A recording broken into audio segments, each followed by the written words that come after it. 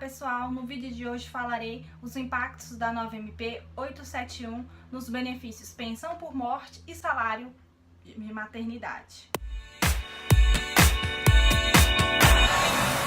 Antes de mais nada, se ainda não está inscrito no canal, se inscreva, dê um like no vídeo e clique no sininho ativando as notificações para que você seja notificado de um novo vídeo que sobe no canal. A pensão por morte teve 4 alterações significativas. A primeira alteração dela diz respeito ao prazo. A medida provisória diz que será devida a pensão por morte da data do óbito, se for requerida até 180 dias por filhos menores de 16 anos e 90 dias para os demais dependentes. Ou seja, essa medida provisória fixa um prazo para que os filhos menores de 16 anos possam requerer o benefício, o que é um tanto contraditório, tendo em vista que o menor de 16 anos ele é incapaz civilmente, portanto não corre nenhum prazo contra ele. Então, tecnicamente, não poderia haver essa limitação para os filhos menores de 16 anos, mas a medida provisória veio e se administrativamente não for requerido dentro desse prazo, a pensão por morte só será devida após da data do requerimento, né, e não da data do óbito, perdendo, portanto, esses meses de benefício, no caso se pedir tardiamente. Essa é a primeira situação. A segunda diz respeito à prova da dependência econômica. Agora, para união estável, assim como já era necessária a prova de dependência econômica para mãe, para ascendentes, agora, para união estável também exige essa prova, indício de prova material, documental. Não vai valer apenas prova testemunhal, exceto em situações de caso fortuito e força maior. Ou seja, a união estável vai entrar na regra da dependência econômica e vai ter que ser provada mediante documento, no caso de pensão por morte de companheiro ou companheira falecido. No caso de for pleiteado o direito ao rateio à pensão por morte dentre os dependentes, judicialmente apenas poderá ser houver o pagamento para aquele dependente que entrou com a ação e está pleiteando após o trânsito em julgado da decisão. Ou seja, se, vamos supor, tem a mãe e um filho recebendo a pensão e uma terceira pessoa está querendo entrar também, que é filho, só que não foi reconhecido durante a vida do falecido. E aí entra com essa ação, ele só vai poder receber a pensão por morte quando essa ação tiver transitado em julgado, reconhecendo o seu direito. Desse modo, a mãe e o filho que já recebem vão receber as suas cotas partes, restando a cota parte acumulada dessa pessoa que pleiteou. Se ele ganhar, aí libera para ele. E se perder, esse valor que ficou acumulado será rateado entre os dependentes remanescentes.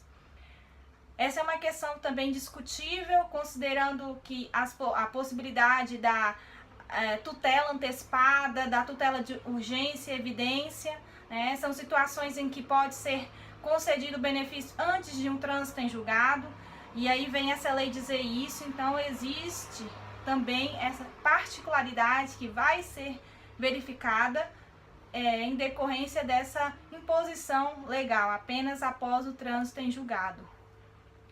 Uma terceira situação relativa à pensão por morte diz respeito à duração.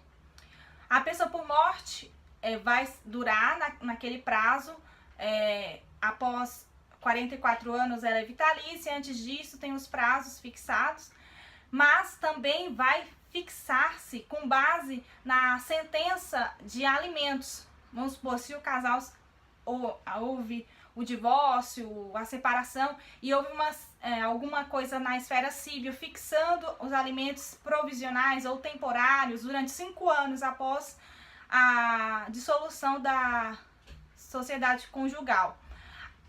A pensão por morte vai perdurar durante esse prazo que foi fixado lá nos alimentos, ou no prazo legal, que for o que acabar primeiro.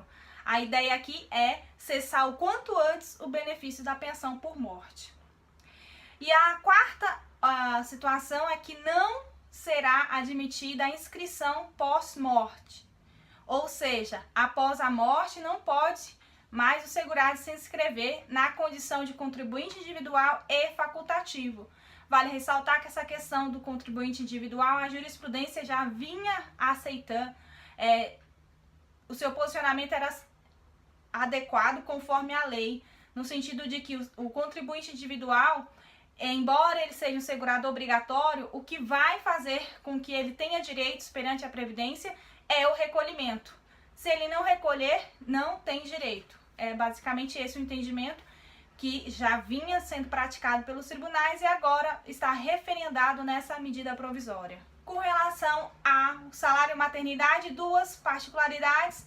A primeira é que há uma repetição da carência mínima de 10 meses de contribuição para seguradas contribuintes individuais e especiais. Vale destacar que a contribuinte especial, que no caso a rural, ela precisa provar 12 meses de atividade rural, intermitente ou não, no período imediatamente anterior ao requerimento do benefício. E a segunda situação, e muito prejudicial, que vem com essa MP com relação ao salário de maternidade, diz respeito ao prazo para requerer. Agora, se não for requerido o salário de maternidade dentro de 180 dias, haverá a decadência do direito ao pedido do salário de maternidade, portanto, não terá direito se pedir depois de 180 dias do nascimento ou da adoção da criança menor. Então, essas foram algumas das mudanças trazidas com essa medida provisória. No vídeo seguinte, no próximo vídeo, falaremos das alterações relacionadas ao auxílio reclusão, que sofreu profundas modificações, e também do segurado especial modalidade rural. Fique conosco, até o próximo vídeo.